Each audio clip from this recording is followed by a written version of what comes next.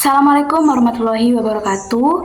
Perkenalkan saya Safarin Istiqomah, biasa dipanggil Safa, dengan NIM 230-306-54028 dari kelas PIB 2023. Nah, tujuan saya membuat video ini adalah untuk memenuhi mata kuliah Kimia Rumah Tangga yang diampu oleh dosen Bapak Wahyu dan juga Ibu Martini. Nah, pada pembuatan video ini, saya akan menjelaskan tentang pembersih dan juga topik yang saya pilih yaitu pembersih cat kuku atau biasanya yang dikenal oleh kalangan remaja-remaja perempuan itu aseton. Nah, sebelumnya saya akan menjelaskan tentang apa itu pembersih. Oke, baik. Pembersih adalah zat yang digunakan untuk menghilangkan kotoran, kemudian noda dan juga kontaminan dari berbagai permukaan sehingga dapat menjaga kebersihan dan juga kesehatan lingkungan. Nah, berdasarkan bentuknya ini biasanya kalau di rumah tangga itu bentuknya pembersih bisa dapat liquid, bisa didapat atau dikategorikan dalam bentuk liquid atau cair, kemudian bisa dalam bentuk krim atau pasta, kemudian bubuk, kristal, dan juga busa. Nah, dan klasifikasi ini itu penting untuk memahami aplikasi dan juga efektivitas masing-masing jenis pembersih dalam situasi tertentu. Oke. Selain itu, berdasarkan fungsi dan kegunaannya, pembersih itu juga dibagi menjadi beberapa kategori. Oke. Selain itu, pembersih itu juga berdasarkan fungsi dan kegunaannya dibagi menjadi beberapa kategori. Ini berdasarkan jurnal yang saya baca dari Rumekso 2025. Itu dibagi menjadi 5 kategori. Yang pertama adalah cleaner, itu juga untuk membersihkan secara umum. Disinfektan itu untuk membunuh kuman atau bakteri. Preventif itu seperti antiseptik, itu mencegah pertumbuhan bakteri. Dan finisher itu memberikan perlindungan tambahan, serta multipurpose cleaner memiliki fungsi ganda dalam pembersihan. Nah, pemilihan jenis pembersihan yang tepat dan sesuai dengan kebutuhan itu sangat penting untuk mencapai hasil pembersihan yang optimal dan menjaga kualitas permukaan yang dibersihkan. Karena pembersih ini sudah saya jelaskan waktu saya bergabung dalam kelompok waktu pembelajaran offline, jadi saya akan mengulas kembali dari komponen utama pembersih. Nah, komponen utama dari pembersih ini adalah surfaktan. Nah, surfaktan inilah yang berperan sangat penting dalam pembersih. Nah, apa itu surfaktan? Surfaktan itu adalah zat yang mampu menurunkan tegangan permukaan air. Nah, sehingga memungkinkan airnya itu lebih mudah membasahi permukaan dan juga mengangkat kotoran. Penggunaan surfaktan yang tepat dalam formulasi pembersih itu dapat meningkatkan efektivitas pembersih dan juga meminimalisir dampak negatif terhadap lingkungan dan juga kesehatan manusia. Surfaktan atau agen aktif permukaan itu adalah molekul amfilfilik yang memiliki dua bagian utama atau struktur ya. Yang pertama adalah gugus hidrofilik atau suka air. Hidro kan air, filik suka, dan juga hidrofobik. Fobia jadi takut air itu ya. Nah, kedua struktur ini itu memungkinkan surfaktan itu untuk menurunkan tegangan permukaannya antara dua cairan atau antara padatan dan juga cairan sehingga mempermudah proses pembersihannya. Oke, untuk struktur kimianya sendiri dari surfaktan kan tadi kan ada gugus hidrofilik dan juga hidrofobik. Untuk gugus hidrofilik atau kepala itu, ya jadi itu ini ada gambarnya misel ya, misel. Misel itu terdiri dari dua, kepala dan juga ekor. Nah, kepala itu hidrofiliknya. Ini bersifatnya itu polar dan juga larut dalam air. Kalau yang di ekornya atau gugus hidrofobiknya, dia yang non polar dan tidak dapat larut dalam air. Biasanya ini di minyak ya, suka minyak. Kalau tadi hidrofilik suka air, kalau hidrofobik itu suka minyak. Nah, kemudian bagaimana sih mekanisme kerja surfaktan dalam pembersihan itu? Bagaimana kerjanya surfaktan itu dalam mengangkat bakteri-bakteri atau kotoran-kotoran dan debu-debu kontaminan itu tadi? Oke, seawalnya itu ketika surfaktan ditambahkan ke dalam air ini ya, di permukaan air itu, molekul-molekulnya itu dapat berkumpul dan juga membentuk struktur yang disebut ini tadi, misel tadi ya. Dalam misel, bagian hidrofobik atau yang takut air, yang tidak suka air itu akan berkumpul di intinya misel ini, serta dia akan menjauhi air. Sedangkan yang hidrofilik atau yang suka air, dia akan di permukaan dan juga dia akan berinteraksi nih sama airnya ya. Sehingga kotoran atau minyak yang tidak larut dalam air akan terperangkap di dalam inti misel atau intinya ini tadi ya, sehingga dapat diangkat dan dibersihkan saat proses pembilasan seperti itu. Jadi kenapa kok bisa terangkat ya, karena itu tadi adanya ekor yang ada di struktur surfaktan yang mengangkat debu-debu atau kotoran-kotoran dan juga kontaminan di inti misel, sehingga waktu proses pembilasan itu terangkat dan juga bersih permukaannya seperti itu. Selanjutnya saya akan membahas tentang studi kasus atau topik yang akan saya pilih. Untuk sebelum membahas tentang topik, silakan menonton video berikut ini.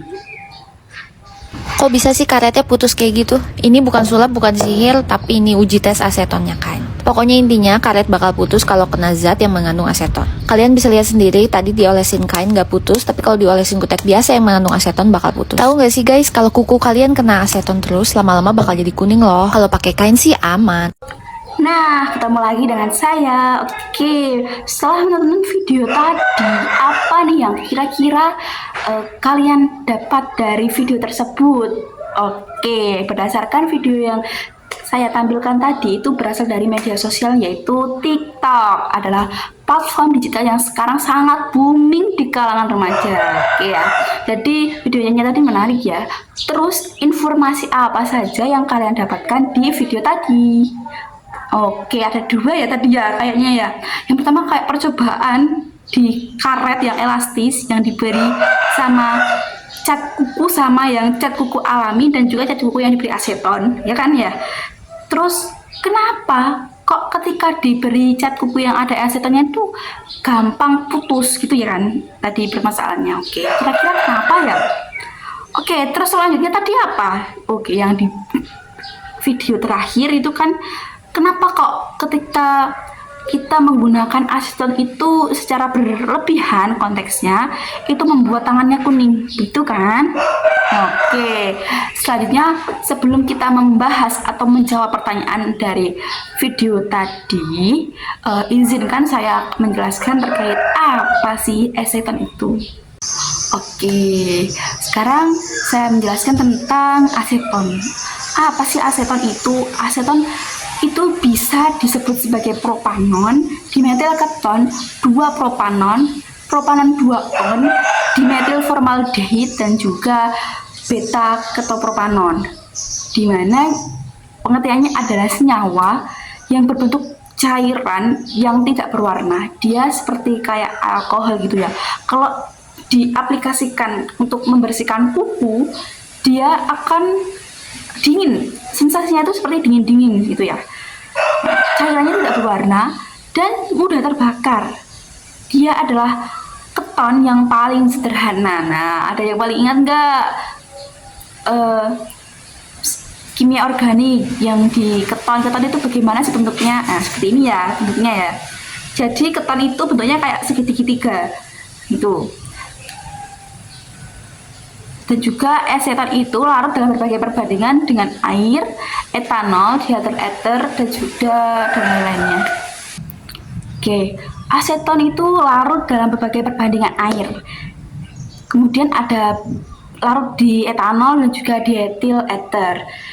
Aseton sendiri itu juga merupakan pelarut yang sangat penting yang digunakan untuk membuat plastik, serat, dan juga obat-obatan dan senyawa kimia lainnya. Oke, jadi struktur bentuk molekulnya dari aseton itu tadi ya berbentuk trigonal planar pada C0 ya. Oke. Terus sifatnya itu bagaimana sih? Sifat rumus kimianya itu bagaimana? Rumus kimianya itu ya tadi berbentuk trigonal planar dengan C3H6O gitu ya, atau bisa disebutkan CH3CO CH3. Oke, itu tadi penjelasan dari saya tentang aseton secara umum. Nah, sekarang waktunya saya membahas aseton dari studi kasus tadi yang saya tampilkan videonya. Nah, ini saya akan menjawab tentang fenomena yang pertama. Kenapa aseton diaplikasikan ke karet itu tadi berdasarkan video tadi putus gitu kan ya. Oke, kita kembali ke pembahasan awal. Aseton sendiri adalah pelarut organik yang umum digunakan dalam berbagai produk pembersih kan ya, termasuk di topik saya yaitu penghapus cat kuku atau kutex ya istilahnya kalau sekarang ini. Karena sifat aseton itu tadi mudah menguap dan juga melarutkan berbagai zat organik, menjadikannya itu efektif dalam menghilangkan residu seperti cat dan juga minyak. Namun, penggunaan aseton pada permukaan karet itu dapat menyebabkan degradasi material tersebut. Nah, ini berdasarkan penelitian yang saya baca menunjukkan bahwa aseton itu dapat menembus struktur polimer karet. Nah, karet kan termasuk polimer kan ya. Jadi dapat menembus struktur polimernya, melarutkan pantai polimernya dan mengurangi kekuatan mekanik karet sehingga membuatnya menjadi rapuh dan juga putus.